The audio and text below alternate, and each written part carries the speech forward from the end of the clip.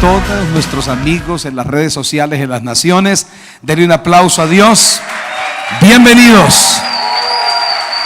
Desde aquí de FCP, tu casa, mi casa, para ustedes, amigos en Centroamérica, en todo Sudamérica y en Europa también, que nos siguen de continuo. No hace mucho recibimos un testimonio desde España de algo tremendo que Dios hizo. Bienvenidos.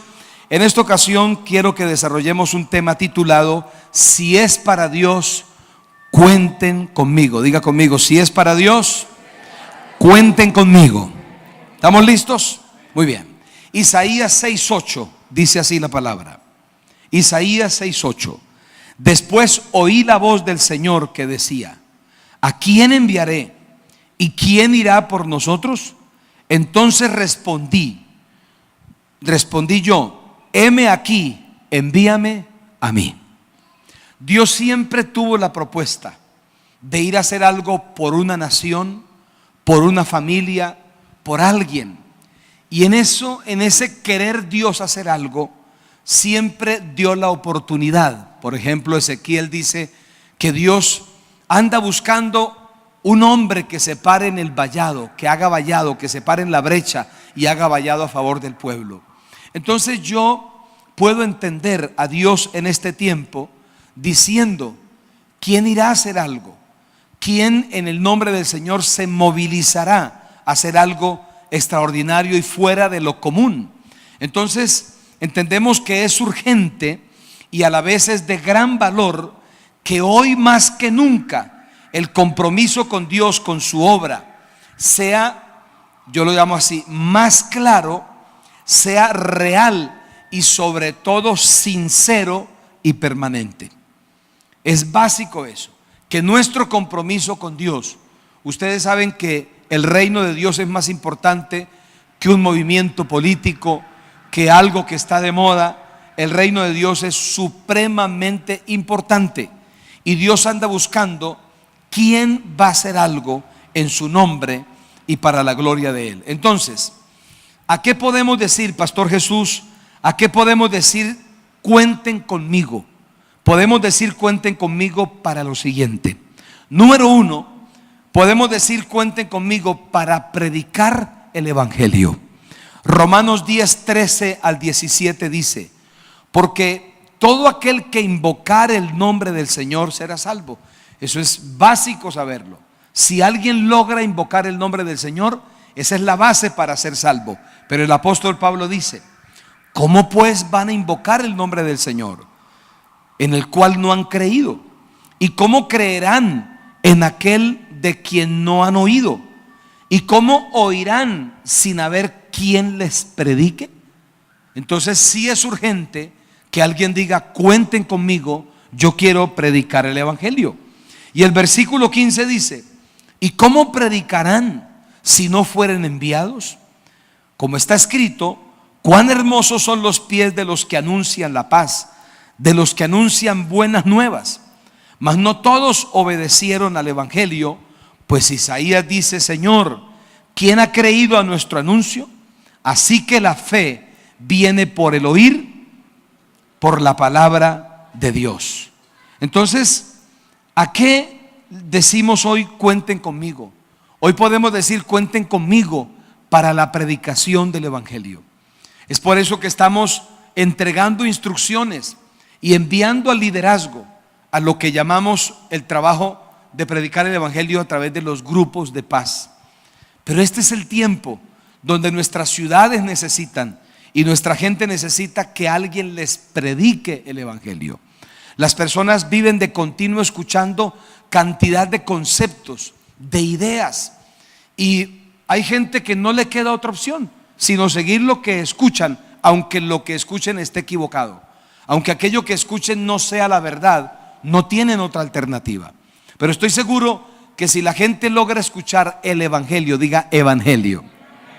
Eso fue lo que Jesús vino trayendo, el evangelio. Pablo fue tan estratégico para predicar el evangelio que Pablo llegó a una ciudad llamada Atenas. Y Pablo decía: yo ¿cómo les predico aquí a esta gente? Esta gente tiene muchos dioses, esta gente sabe mucho, Pero dice que Pablo revisó exhaustivamente los altares que ellos tenían y de repente, curiosidad, vio un altar que estaba dedicado y decía al Dios no conocido. Entonces, cuando quisieron presionar a Pablo que por qué venía ahí, él dijo: lo que pasa, señores, es que yo acabo de entender que vengo a predicarles el evangelio o al Dios no conocido. Pablo siempre veía una coyuntura de cómo entrar para predicar el evangelio. Habrá personas que nos escuchan por su estado de felicidad. Habrá otros que nos escuchan por su situación de necesidad. ¿Cuántas personas en un momento de luto quieren escuchar el evangelio del Señor? ¿Cuántas personas en un momento difícil, una separación, que alguien les abandonó, cuántas personas impactadas por lo que les ocurre quieren escuchar, y lo que les haría bien escuchar es el evangelio del Señor? Entonces, si se trata de predicar el evangelio, vamos a decir, diga conmigo, cuenten conmigo. Entonces pregunto, ¿para predicar el evangelio? Muy bien. Número 2, vamos a decir, cuenten conmigo para hacer discípulos. Para hacer discípulos. Leo para ustedes Mateo 28, versículo 18 al 20. Y Jesús se acercó y les habló diciendo: toda potestad me es dada en el cielo y en la tierra. Por tanto, id y haced discípulos. ¿Hacer qué cosas? Discípulos a todas las naciones, bautizándolos en el nombre del Padre y del Hijo y del Espíritu Santo, enseñándoles que guarden todas las cosas que os he mandado, y he aquí yo estoy con vosotros todos los días hasta el fin del mundo. Hay personas que dicen: ¿yo cómo hago para que Dios me acompañe en las cosas que yo desarrollo cada día? Hay un código que Dios no va a violentarlo. Dios dice que mientras nosotros vayamos en la vida haciendo discípulos, Él se compromete a estar con nosotros todos los días hasta el fin del mundo. Nos ha pasado algo, y es lo siguiente: llevamos años, ustedes lo recuerdan muy bien, en los que hemos orado a Dios. Hemos orado, por ejemplo, le hemos dicho: Señor, haz de nosotros como iglesia una iglesia que ame al perdido. Esa oración la hemos hecho por años. Dios nos trajo una respuesta y nos dio la forma de llegar a los hogares a través de los grupos de paz, a través de la gente. Yo hoy desde muy temprano estoy con parte del equipo yendo a predicar el evangelio y aperturar grupos de paz. Nunca pensé tener un grupo de paz un sábado a las 9 de la noche, terminándolo a las 10 de la noche. Pero yo dije, se trata de predicar el evangelio. Ellos están ocupados con sus empresas. Le dije: si me abren la puerta a esa hora, le llego a esa hora. Y pensaron que no era en serio, y ahí me tienen respirándoles aquí en el cuello, porque se trata de predicar el evangelio. Entonces Dios, como le dijimos que nos diera amor por el perdido, nos dio la figura de cómo llevar los grupos de paz. Pero también oramos al Señor que hiciera de nosotros como iglesia una iglesia consolidadora, una iglesia que ayude a retener los resultados, los frutos.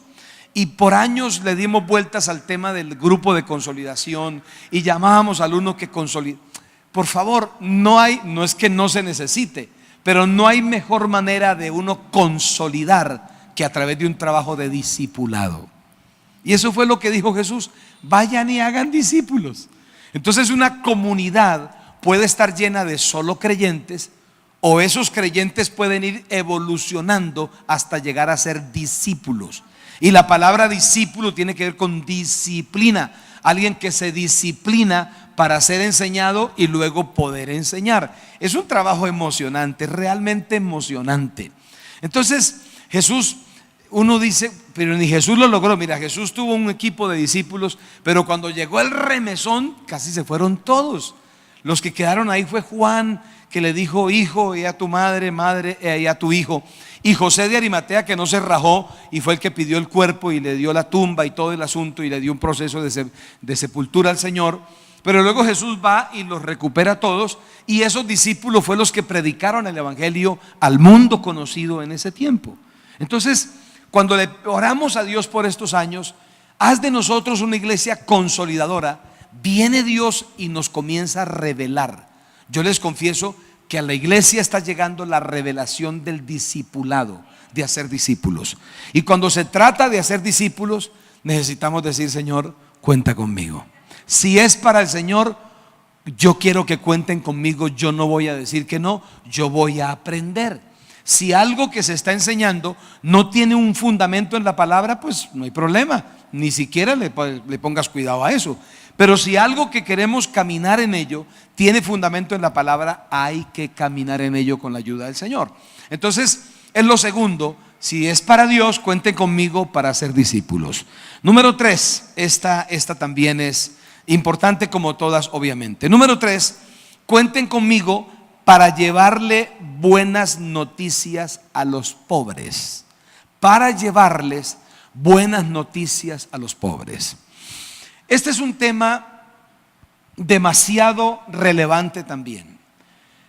Un amigo economista, un hombre con una visión de negocios muy grande, me decía: Jesús, ¿tú has pensado en lo siguiente? Le dije: ¿qué? Dijo: ¿tú has pensado que en Colombia hay más pobres que cancerosos? ¿Hay más pobres que sidosos? O sea, la pobreza es una situación muy complicada en los países. En nuestra América Latina hay demasiado pobre. Entonces, ¿qué hacer como iglesia? Miren ustedes qué dijo Jesús. En una ocasión llegó Jesús al templo, Jesús en persona, y se le dio la oportunidad para que tomara el rollo, el papiro, el rollo, y abriera y leyera al profeta Isaías. Y dice Lucas 4:18 que abrió el rollo y leyó y decía: el Espíritu del Señor está sobre mí, por cuanto me ha ungido. Y lo primero en esa agenda que Dios tenía para Jesús es que dice que lo ungió para dar buenas nuevas a los pobres, dice ahí. Me ha enviado a sanar a los quebrantados de corazón, a pregonar libertad a los cautivos y vista a los ciegos, a poner en libertad a los oprimidos. Pero si alguien hablaba que esa era la agenda del Señor, era la agenda que Jesús tenía que desarrollar en los siguientes años. Pero lo que encabeza la agenda es que Jesús dice: Dios me ungió para llevarle buenas nuevas a los pobres. Cuando una persona pobre saca un préstamo, ese préstamo es una solución sin unción. Cuando una persona pobre, hace la vuelta que sea, tantas vueltas que hay personas que abordan soluciones que no las proporciona un ambiente de unción. Son soluciones normales, tradicionales, que por ende no traen cambios contundentes. Por el contrario, hay personas que resultan después más enredadas que antes. Pero Jesús dice: el Señor me ha ungido. O sea, Él no dice: espere, acabo de egresar de la universidad tal y ahora tengo autoridad para darle buenas nuevas a los pobres. Yo leí un libro contemporáneo de un hombre que asesora más de 100 naciones, gobiernos, y es uno de los gurús de la economía mundial. Y él se atreve a decir en su libro que si la gente practica lo que dice en su libro, en menos de 2 décadas, naciones enteras podrán salir de la pobreza, dice él. Cuando yo leí ese libro dije: bueno, es respetable porque es un gurú de la economía y sabe mucho. Pero si este mortal de 87 kilos o 90 kilos es capaz de decir que lo que él dice en su libro puede sacar naciones enteras, 47 millones de personas, sacarlas de la pobreza porque practican lo que él dice, ¿cuánto más Dios puede decir: si practican lo que yo digo, pueden salir de allí? Pero ese mensaje que hay para los pobres hay que llevarlo. Y tenemos que decirle: Señor, cuenta conmigo, yo quiero llevarle buenas nuevas a los pobres. ¿Cómo se le lleva buenas nuevas a los pobres? Hay que darle de comer al que tiene hambre, hay que vestir al que está desnudo, hay que consolar al que está triste, hay que entregarle estrategias al que le falta estrategia. Dios es tan bueno que nos entregó del 100%, dice: dame el 10 y yo te dejo el 90%. Pero hay personas que su problema con el 90% es que no saben administrarlo. Y entonces hay personas que su pobreza radica en la falta de administración, y lo que hay que hacer con ellos es llevarles la buena nueva de cómo administrar lo que tienen. Solo con saber administrar lo que tienen podrían ser personas que salen así de la pobreza. Pero ese es un tema que nos toca a nosotros. Hay que llevarle buenas nuevas a los pobres. Si algún día le pregunta: Señor, ¿yo a quién le predico? ¿A quién le predico? Trata de buscar en el barrio, en la ciudad, un pobre. Si no lo encuentras, yo te presento unos 4, unos 8 y me ayudas a llevarle el mensaje a ese pobre. No hay que ir a decirle: yo tengo para prestarle, yo le sirvo de fiador. No, nada de eso. Hay que decirle: ¿por qué no vienes y te conectas con la palabra? Y algo va a pasar. Recuerdo que en un conjunto que está en la Puerta del Sol, aquí en Bucaramanga, me invitó un hombre que vino aquí y me escuchó.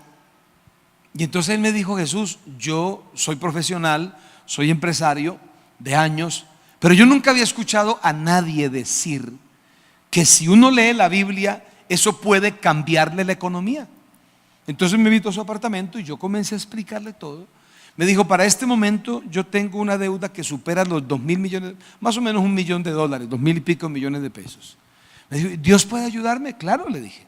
Y fuimos a algunas partes del país que él tiene negocios, fuimos, oramos, y en el viaje compartíamos mucho, y siempre le hablé y le compartí lo que dice la palabra de Dios.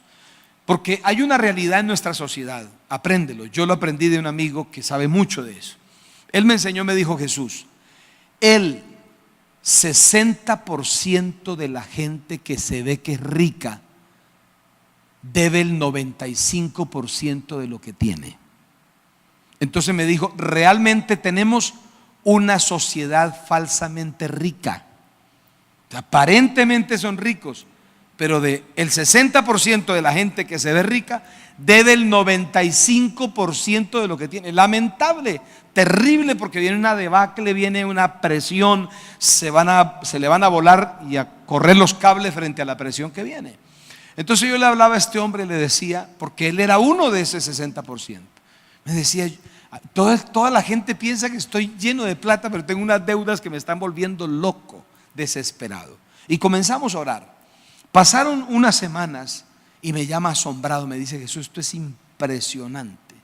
Solo poniendo la cara. Yo le dije: tienes que ir y poner la cara, tienes que dar la cara, porque así se puede. Y comenzó a hablar con los banqueros, con la gente que le debía. Comenzó a poner la cara y me llama y me dice: Jesús, poniendo la cara logré descuentos de 900 millones de pesos en intereses. Mira qué tremendo. Me decía: esto es milagro. ¿Tú sabes lo que es en pocas semanas lograr un descuento de 900 millones de pesos por acuerdo de pago por poner la cara? O sea, yo le dije: porque tú estás, Fernando, estás operando con la gracia de Dios en tu vida. Entonces sí hay noticias para el pobre. El pobre a veces no ve las soluciones porque la pobreza es como una cisterna. Una cisterna, la persona quiere salir, pero las piernas y los brazos no le alcanzan para agarrarse de los lados y subir. Y una cisterna es un lugar donde hay poco oxígeno, y la persona, para cualquier lado que mire, siempre va a ver es la pared de la cisterna. Necesitas que alguien le tire algo y lo saque. Entonces el pobre le es muy difícil salir de ahí. Y un salvavidas que le tiramos al pobre es decirle: Dios lo quiere ayudar, Dios te puede sacar de aquí, hay una manera de Dios. Entonces Jesús dijo: yo vine para darle buenas nuevas a los pobres. Y cuando uno va con la unción de Dios, mira, ahí no hay cátedra que se compare con lo que uno puede decir. Ahí no hay. Es impresionante lo que puede la persona entender, porque lo que se está comunicando tiene la unción de Dios. Y eso fue lo que Jesús dijo. Entonces vamos a darle buenas nuevas a los pobres. Dale un aplauso a Dios y grita conmigo: cuenta conmigo, cuenta conmigo. Si es para Dios, pueden contar conmigo, porque Dios lo va a hacer. Y número 4, ya para terminar, ¿qué otra cosa podemos decir? Cuenten conmigo. Para ser generosos. La generosidad para mí es un arte. Ustedes saben que una persona puede hacer algo, como decimos aquí en Santander, chambonamente, o puede convertirse en un artista para hacer, o sea, lo que hace lo transforma en un arte. Bueno, la generosidad mal practicada es regalar camisas viejas, zapatos rotos, la mesa que le falta una pata, la nevera que tiene fundida la unidad y ya el imán no le cierra la puerta y ahí se la regalo para que la arregle. Eso no es ser generosidad, eso es sacar basura y dársela a otro, cambiar de caneca de la basura. Pero ser generoso va más allá. La generosidad nos va a destacar porque el generoso da lo mejor. El generoso se destaca. Bueno, mira cómo dice la palabra en 2 de Corintios 9:5. Pablo dice: por tanto tuve por necesario exhortar a los hermanos que fuesen primero a vosotros y preparasen primero vuestra generosidad antes prometida, para que esté lista como de generosidad y no como de exigencia nuestra. Allá en producción me preparas ahorita Isaías 23:8, lo tienes listo. Pablo dice: la iglesia de Corinto es una iglesia espectacular, pero le falta algo. Les falta aprender a ser generosos. Y nosotros como latinos venimos de una escuela hay gente que le pegan aquí y abre el pie. O sea, no reacciona. Dijo un amigo mío: son más tapados, más cerrados que tapa de submarino. Imagínate, la tapa de un submarino, o sea, no dan nada. Entonces, venimos de una cultura. Ustedes han visto esos papás que le compran el juguete al niño. Ustedes saben la emoción que le genera comprarle un juguete a un niño. Por ejemplo, un balón. Pero está el papá que le dice: mire, le compré el balón, pero cuidado, lo veo jugando con los otros niños. Y si es un balón, imagínate. ¿Qué le está diciendo? Ese balón es solo para usted y que nadie ni siquiera se lo mire. Le está enseñando a que eso que tiene no se puede compartir. O sea, Juanito y Carlitos no pueden darle patadas. Y entonces le está enseñando a ser tacaño, a no compartir. Y es ese niño que la mamá le da 2,000 pesos para el recreo, para el descanso en el colegio, y le dice: ay de que me llegue a enterar que usted le anda gastando la bolsa de agua al chino ese, porque yo lo cuelgo de la viga. Y lo amenaza, y esos 2,000 pesos son como tapa de submarino solo para él, y no puede compartir con nadie. Y venimos de esa escuela, no sé cuántos son de esa escuela, de que ay, cuidado, o sea, tacaños. No nos enseñaron a ser generosos.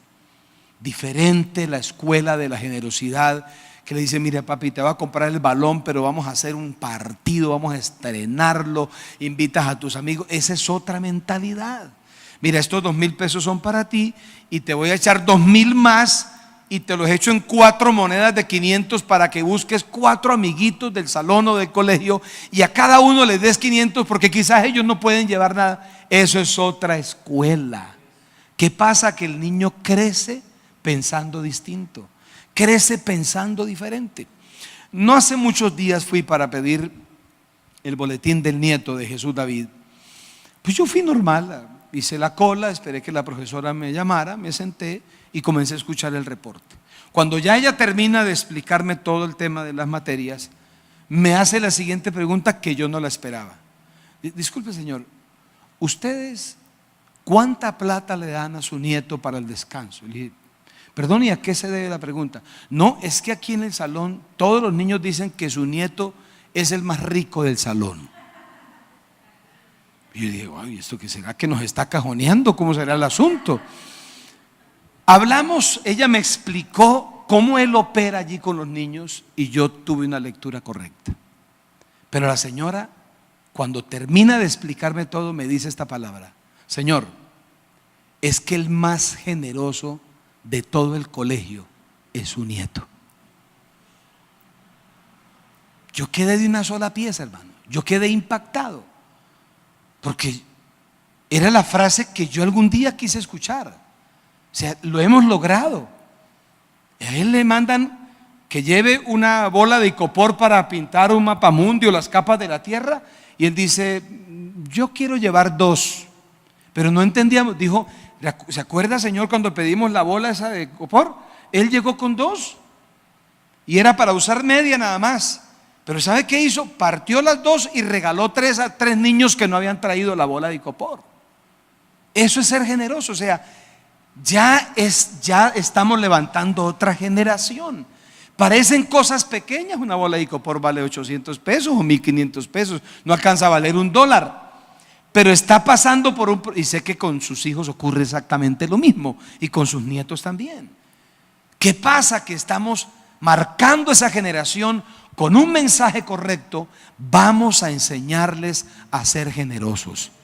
Nuestros hijos no nos van a ver regalando la camisa que ya le faltan 4 botones y el bolsillo y aquí parece una telaraña y una cosa horrible, tiesa y parece de lata. Eso ya no es para regalar, eso es para botar. Nuestros hijos nos van a ver dando lo mejor. Ellos van a pasar por la escuela de la generosidad. Mira cómo dice Isaías. A mí personalmente esto me impresiona. Mira cómo dice. Yo me equivoqué. Es Isaías 23:8, creo. A ver, aquí lo tengo. A ver si me equivoqué. Isaías 23:8. No sé si está bien ahí. Bueno, esta es otra versión. Pero el generoso, ¿sí dice así? En la versión de ustedes que tiene ahí. No mire la pantalla. Pero el generoso, a no ser que yo esté equivocado, pensará generosidades. ¿Tienen en sus Biblias ahí está correcto o yo estoy equivocado en la cita? Isaías 32:8. Ahí está. Ese fue el error, volteé un número con el otro. ¿Ya lo tienen? ¿Es ese? Entonces dice Isaías 32:8. Luego hacen la edición en producción. Pero el generoso, mira qué piensa. Pensará. O sea, no esperes que sea el pastor el que ande poniendo una valla diciendo, oh, fulano de tal es generoso. Tú mismo podrás saber si levantaste la mano para decir, cuenten conmigo para la generosidad. Porque el generoso pensará generosidades. Anda pensando, yo cómo ayudo a aquel, yo cómo aporto allí, yo cómo doy allí, yo cómo hago. El generoso se la pasa a pensar. Y mira cómo dice, y por generosidades será ¿qué? Exaltado. Esto es impresionante. Los generosos no vamos a ser puestos en vergüenza. Afuera la gente dice que uno junto, le lavaron la cabeza en la iglesia y se la pasa llevándole la plata al pastor. Ustedes saben que son expresiones con las que la gente quiere ridiculizar la fe que uno practica, pero no es así. En toda iglesia responsable hay una contabilidad. De hecho, no hace mucho vino la DIAN, el ente de gobierno, nos revisó la contabilidad y luego nos mandó una carta que ahí la preservamos, felicitándonos por nuestro estado contable. Entonces, esto se maneja con transparencia. Ser generoso es de lo mejor que nos puede pasar. Ser tacaño, eso huele mal, eso es horrible, eso no sirve para nada.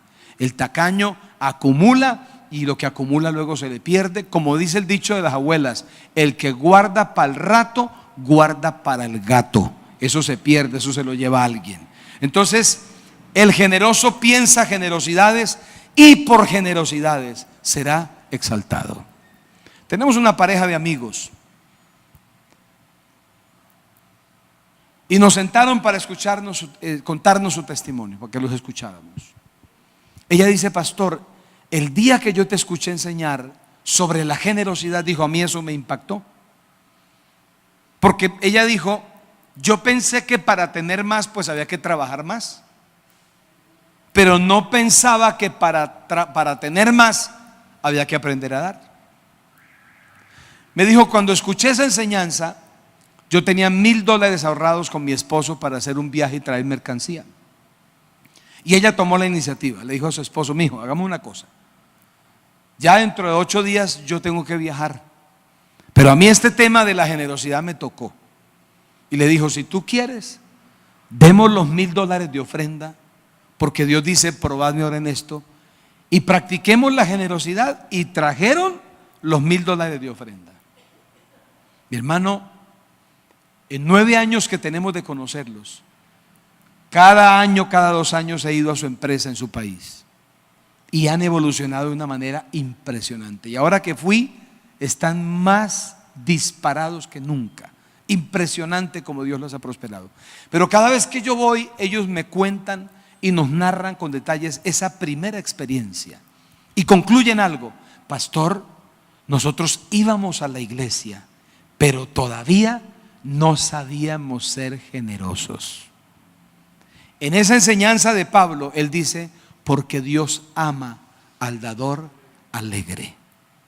Si se trata de darle a Dios para su obra, para su reino, si se trata de dar para dignificar nuestra familia, honrar nuestros padres, si se trata de dar para dignificar a un empleado, a alguien que trabaja para nosotros, si se trata de ser generosos, hay que decir: cuenten conmigo, porque si Dios lo dice, yo sé que Dios me va a prosperar y me va a bendecir. Los que digan cuenten conmigo, levanten el mejor aplauso que puedan al Señor. Y de esa manera le decimos: Señor, cuenta conmigo en todo lo que hay que hacer. Padre, yo oro por las personas que nos ven a través de la televisión, los que nos escuchan a través de la radio, los que nos ven a través de las redes sociales. Oro pidiendo que ellos puedan levantarse en este tiempo en nombre de sus familias y decirte: Señor, cuenta conmigo.